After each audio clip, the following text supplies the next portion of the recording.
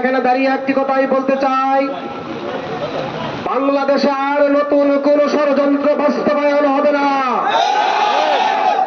আজকের এই বাংলাদেশের একটি প্রত্যন্ত উপজেলা মদন উপজেলায় জামাত এবং ইসলামী আন্দোলনের কর্মীরা বৃষ্টি উপেক্ষা করে আজকের এই মিছিল প্রমাণ করেছে আর কোন ষড়যন্ত্র বাংলাদেশে বাস্তবায়ন হবে না।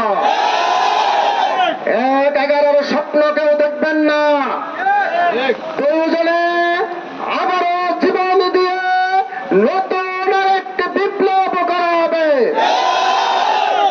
বাংলাদেশে আর কোন জনতার নির্বাচন হতে দেওয়া হবে না।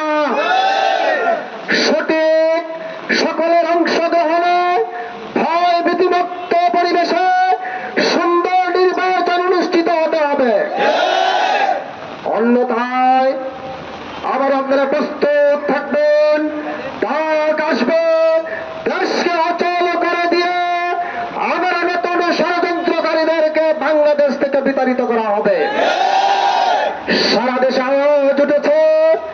আমি এখানে দাঁড়িয়ে আজকে বলছি, আগামী নির্বাচনে বাংলাদেশে